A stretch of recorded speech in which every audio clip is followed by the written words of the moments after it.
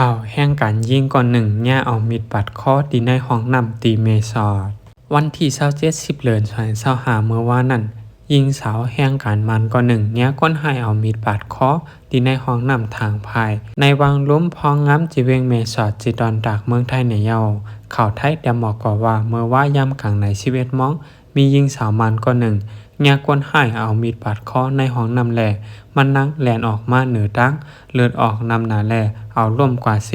กวนเจออยู่จำอ่อนกันหามเอากว่าส่งที่ห้องยาภายหนึ่งก่อกับสืบจู้บริหารเขา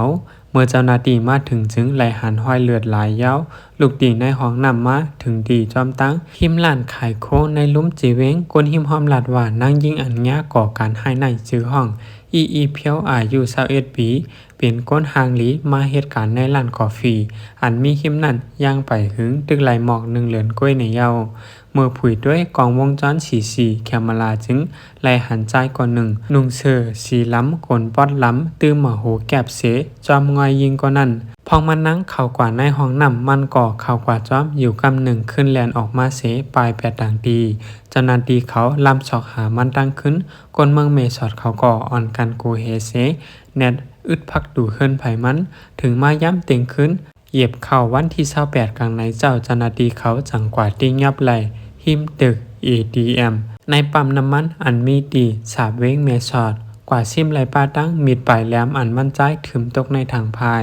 มั่นใจนั่นจื้อห้องในธรรมพัฒน์อายุ28ปีเป็นคนไทยอยู่บ้านเมอูสู่เจเว้งตาสองย่างมันใจยอมรับว่าอ่างอันกันสันหลูหลายมันนางเส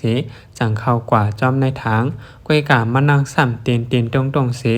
มังใส่มันขึ้นแหล่มันจังเอามีดปลายแหลมจี้ใส่คอมันนางในเยาเมื่อโคนช็อกขึ้นปืนเก่ามันใจจึงเมื่อปนมา6ปีมันใจยามมีทางพิษกันสันนางยิงจากขุดหิมโคเปิลเสตึกหาออกคอกมากขึ้นในวันนั้นก้วยจังซ้ำมาก่อการให้แทงจึงหนึ่งในเยา